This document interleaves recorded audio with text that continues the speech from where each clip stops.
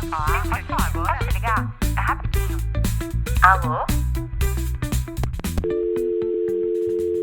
Oi, eu sou a Marcela, mais conhecida como Tchela. E eu sou a Gabi, e hoje estamos juntas para um especial de fim de ano. Chiquíssimo, não achou? Chique, eu tô muito animada, é a primeira vez que nós duas gravamos um episódio juntas. A gente espera que vocês gostem, acho que vai ser mais um bate-papo mesmo, uma conversa. Qual que é o tema do papo de hoje, Gabi? A gente quer falar sobre fim de ano, só que talvez uma coisa diferente do que você esteja esperando. A gente quer te mostrar que você não precisa de janeiro necessariamente para mudar. A gente estava conversando, né, o que a gente queria trazer aqui, e a gente estava falando muito disso. Pô, vamos sair realmente dessa coisa meio óbvia e batida, que honestamente às vezes só atrapalha, né, Tchela? Essa pressão de fim de ano e uma sensação de que você tem que se tornar uma outra pessoa necessariamente só porque bateu o fim do calendário. Total, acho que a gente conversou um pouco sobre isso antes e é muito numa linha de trazer uma nova perspectiva para a virada do ano. Que no fim do dia, a virada do ano é só mais uma virada de mês qualquer, assim, dá pra gente olhar por esse lado também. E quando a gente começa a olhar por esse lado, eu acho que tira um pouco daquele peso gigante que a gente coloca, de olhar pro ano e ter que fazer um balanço, assim, do tipo, se eu não conquistei tal meta, eu falhei. Se eu não li 27 livros, né, que a gente tinha falado, então acho que não foi um mês tão produtivo, um ano não tão produtivo. Então, eu acho que é um pouco dessa quebra desse paradigma que a gente quer trazer e uma reflexão mesmo pro episódio de hoje, para você pensar justamente nessa virada de ano, já que esse episódio tá saindo no dia 31. Exatamente. Até porque eu acho que muitas vezes a gente se transforma um pouco além das metas que a gente acaba estipulando, né? Então, esse exemplo que você falou do livro é ótimo. Às vezes uma pessoa estipula, eu quero ler 12 livros no ano. E aí, quando ela vai fazer esse balanço, nossa, li os 12 livros? Não, li 8. Nossa, falhei, então? Não, você leu 8 e continua. E você pode chegar nos 12. Não é porque você não leu naquele intervalo de tempo do ano que você falhou. Você está evoluindo muito se você não lia nada e leu 8. Como também, às vezes, a gente acaba estipulando metas, só que a gente alcança conquistas meio invisíveis. Então, a gente acaba amadurecendo, a gente diz não para alguma coisa. E isso não entra no nosso balanço de fim de ano, não entra no planner, né? Naquela listinha das metas. Sendo que é muito importante a gente observar esses avanços também. Eu acho que é um pouco sobre ressignificar as metas, porque a meta tende a ser uma coisa muito numérica, né? Eu mesma, quando eu vou olhar para o ano, eu coloco muito em números, do tipo, eu quero ler 24 livros, 2 por mês. Quero treinar 4 vezes por semana, quero ganhar X quilos de massa magra, não sei, acho que a gente coloca muito isso, quero ganhar tal salário até o final do ano. E não necessariamente tudo é tão numérico e tão visível assim no dia a dia. E eu gosto desse termo das metas mais invisíveis que você trouxe, Gabi, porque traz um olhar também do quanto a gente evoluiu sem ser nesses aspectos tão numéricos da nossa vida, né? Exatamente. Eu acho que a gente tá meio que nessa era de produtividade e emagrecimento, enfim. A gente acaba esquecendo de coisas que importam também, talvez mais, né? Que é quem a gente quer ser como pessoa. E a meta de melhorar o seu relacionamento com seu irmão, ou, enfim, de diminuir aquele conflito, ou realmente sair daquela relação que não faz sentido para você. A gente esquece dessas metas meio emocionais, né? De se acolher mais, ser mais honesto, ser menos reativo, tentar melhorar certas relações. E a gente pensa, às vezes, só em coisas muito materiais, se a gente parar para pensar, como você exemplificou. O dinheiro, o shape, os livros que você vai ler para postar no Instagram que leu. Então, a gente acaba não pensando em coisas mais emocionais mesmo, de relacionamento, que talvez sejam mais difíceis de mensurar, né? E a gente é ensinado a definir metas específicas, metas que tenham um valor de tempo para você conseguir definir se essa meta foi batida. E que, claro, numa empresa, no trabalho, essas técnicas são maravilhosas. Mas na vida, será que faz sentido só olhar para isso, né? Total. E eu acho que esse momento de fim de ano vale pra gente fazer justamente essas reflexões. No momento que você for sentar pra fazer o seu balanço de como que foi o saldo do ano, em todos os aspectos da sua vida. Eu acho que é um exercício muito válido, assim, isso que você trouxe, Gabi, no sentido de como que eu fui como pessoa, como filha pros meus pais, como irmã, enfim, se colocar nessa posição também do que você foi pras outras pessoas,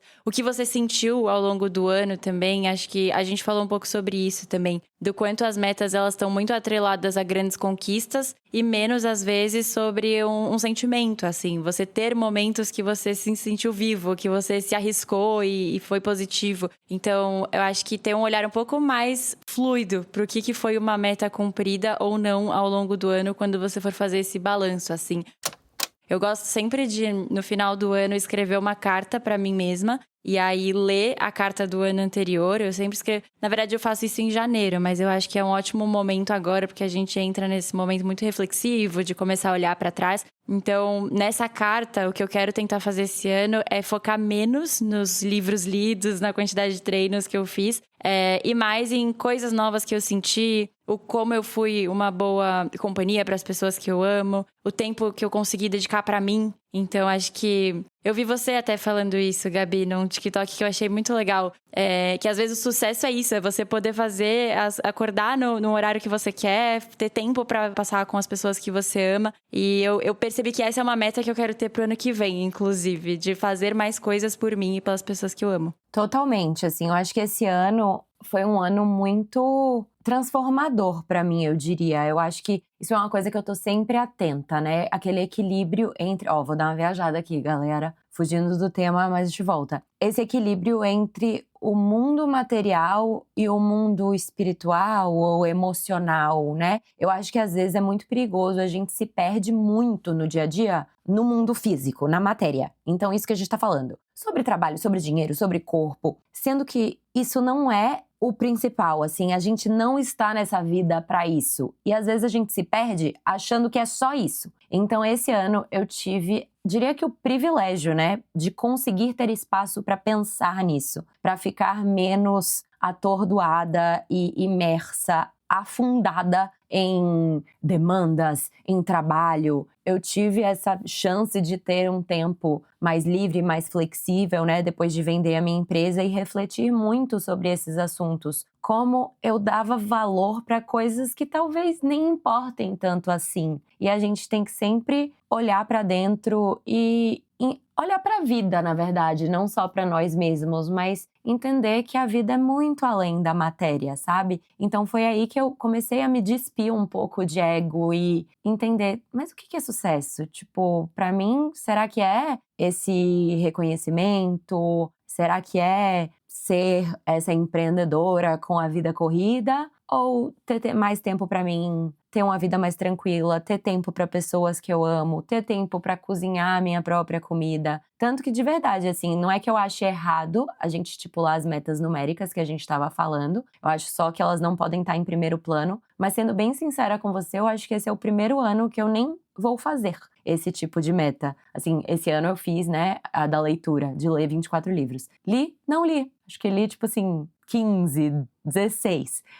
Mas não li os 24. E nem tô com vontade, sabe, de estipular esse tipo de meta numérica. Tô com muita mais vontade de pensar realmente nessas coisas mais sutis. Eu acho que a gente tá muito... Não sei, acho que muita gente vai se identificar porque a gente vem muito numa bateria de conteúdo, de incentivo a essa produtividade tóxica mesmo. E cansa, né? Eu acho que tudo quando fica demais, as pessoas precisam de um respiro. As pessoas precisam de uma pausa.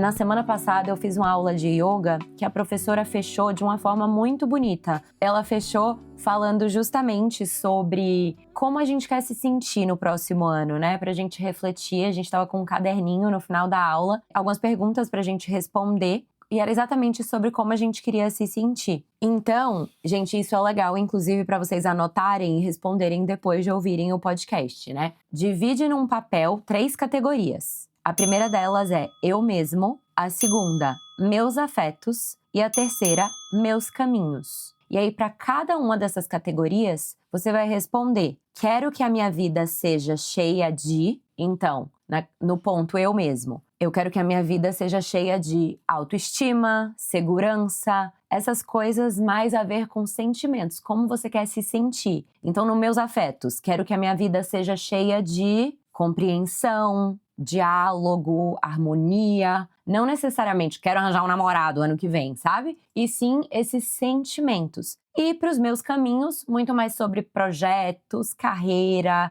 Então, quero que a minha vida seja cheia de criatividade, energia, exemplificando aqui. E a outra pergunta para se responder para cada categoria é o quero deixar ir. Então, em eu mesma, quero deixar ir o medo, a preguiça, enfim. Eu achei muito interessante isso e uma forma diferente de definir as metas. Talvez muito mais lúdico e subjetivo, mas, de novo, é com o que eu tô me identificando nesse período da minha vida, sabe? O que você acha? Faz sentido pra você? Demais. E eu gosto dessa nova perspectiva porque eu acho que tira um pouco dessa pressão e desse peso de estar o tempo todo produzindo. Até puxando um gancho, Gabi, de uma coisa que a gente também conversou e eu acho que faz muito sentido questionar, é o famoso mito do agora eu começo, né? Parece que toda virada de ano ou de ciclo, quando eu faço aniversário, eu também tenho isso, de agora eu começo. Parece que a gente simplesmente terceirizou o início da nossa vida, dos nossos projetos, enfim, das nossas metas, para o calendário. Então, virou o ano, agora sim é o momento de startar aquele projeto. E eu não sei ao certo o porquê a gente tem esses rituais assim, mas eu acho que é algo a se questionar, porque… Por que não? Eu vi uma pessoa falando isso também, acho que no TikTok essa semana. Por que não começar uma coisa do zero em dezembro? É sério que você vai jogar um mês fora? Você não vai começar aquele projeto? Ou, enfim, vai adiar mais uma vez uma coisa que você vem querendo muito fazer só porque tá no final de um ciclo e você precisa começar o outro? Então, eu acho que é uma coisa também que a gente pode tentar desmistificar na nossa cabeça. E aí também é aquela história do segunda-feira eu começo. Serve para vários momentos. A gente terceiriza isso o tempo todo. Não, perfeito. Exatamente, assim, eu acho que, na verdade, a gente tá aqui numa linha super soft de não definir metas, mas, na verdade, se a gente parar pra pensar, quando você define a meta só no ano novo, aí sim que você parece que tá meio fugindo da responsabilidade, né? Porque todo dia a dia, todo momento você tá aí buscando essa evolução. Então, o exemplo do livro mesmo que eu dei, assim, nossa, a leitura é um hábito que eu quero ter constante na minha vida. Se eu for ficar, me sentindo um fracasso só porque nessa linha temporal do ano eu não li os 24 que eu me prometi, aí agora não, larga de mão, já não cumpri em dezembro, hoje, né? Já não cumpri em dezembro, vamos recomeçar, vou esperar janeiro e recomeçar. Não, só continua, porque, na verdade, o 1º de janeiro não é um recomeço, é uma continuidade. A vida está acontecendo todo dia e eu acho que é muito importante a gente se desapegar um pouco mesmo de tantos rituais que nos são impostos. Eu viajando de novo, mas se a gente for parar para pensar, até a convenção do tempo. O que é o tempo?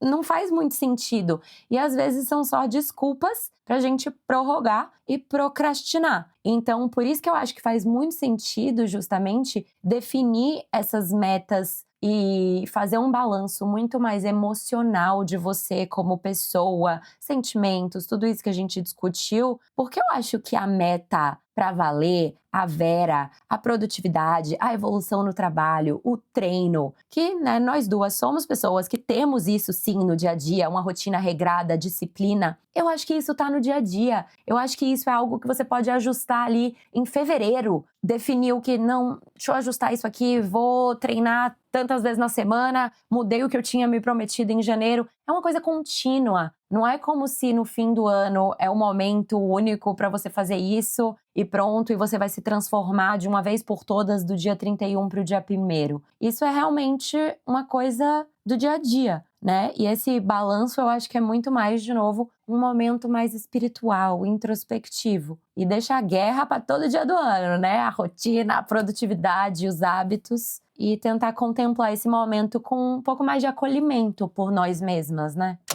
E eu acho que uma coisa que eu já tô vendo que vai ser um desafio pra mim, talvez pra quem tá nos escutando quando a gente faz essa mudança de mentalidade, é o fato de essas metas que a gente tá propondo, né, de você olhar mais pra você mesmo, como você quer se sentir, não são metas muito postáveis, né? Eu não vejo ninguém postando, hoje eu fui uma boa irmã pro meu irmão.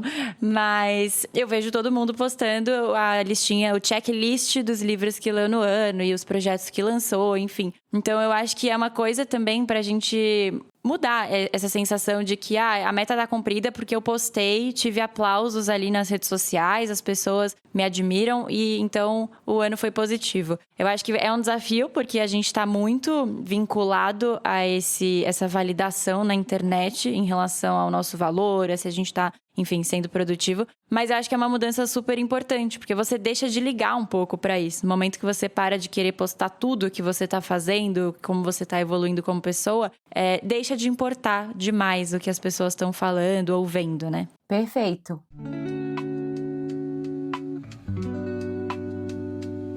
Acho que pra fechar eu queria saber de você, até pra inspirar quem tá ouvindo. Esse ano, então, me diz uma meta sua meio não postável, uma evolução invisível que você sentiu que aconteceu no seu ano. Boa, ótima pergunta. Eu acho que foi bem nessa reta final do ano, tá? Então, acho que é um case pra mostrar que as coisas podem acontecer em dezembro. Eu falo muito disso na terapia, de ter mais work-life balance. E eu tô com essa meta desde o começo do ano de dividir mais o tempo entre trabalho e fazer as minhas coisas. E ter tempo pra mim, de me cuidar, de fazer esportes sem cobrança também. E eu senti que nesse mês de dezembro eu consegui finalmente organizar minha rotina e sair mais cedo do escritório, sabe? Semana passada eu saí na luz do dia, isso nunca tinha acontecido. Eu olhei pra minha amiga e ela falou, tá vendo? Isso que é qualidade de vida, é esse equilíbrio. Então, uma meta que não é tão visível e eu talvez não vá postar essa meta é essa de eu conseguir sair cedo do escritório, eu tô conseguindo encaixar o trabalho onde ele tem que estar na minha vida, mas não só ser sobre isso. E você, Gabi? Boa, muito legal e parabéns.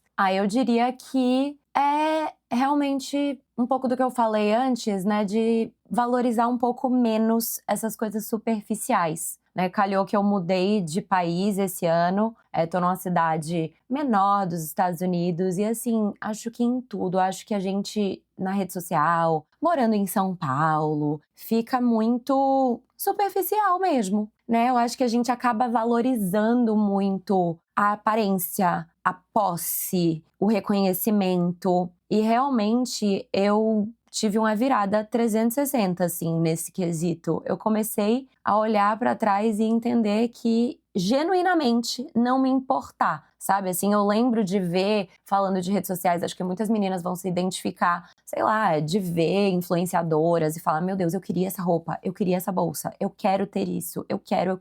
E assim, eu tô com zero esse sentimento. Eu tô realmente muito mais com um sentimento de eu quero ser e não ter, sabe? E entendendo que essas conquistas invisíveis têm muito mais valor. E é isso, assim, acho que é muito mais fácil falar do que realmente sentir, mas eu acho que esse ano eu, de fato, consegui genuinamente sentir e dar menos importância ao supérfluo, sabe? Eu amei, e eu acho que a gente pode devolver essa pergunta para quem tá nos ouvindo. Conta pra gente aqui nos comentários um pouco do que você sentiu que você cresceu e evoluiu esse ano para além das metas numéricas. E se você quiser contar isso pra gente no Instagram, marcando a gente vai repostar todo mundo. Vamos continuar essa troca. Os nossos arrobas estão na descrição do episódio. E é isso, gente, que esse episódio sirva de lembrete que a transformação que mais importa, às vezes, é a silenciosa, é aquela interna, gradual, e que ela não começa hoje ou amanhã. Ela tá acontecendo aí todos os dias. Beijos e até o próximo episódio. Esse programa foi produzido por Waffle.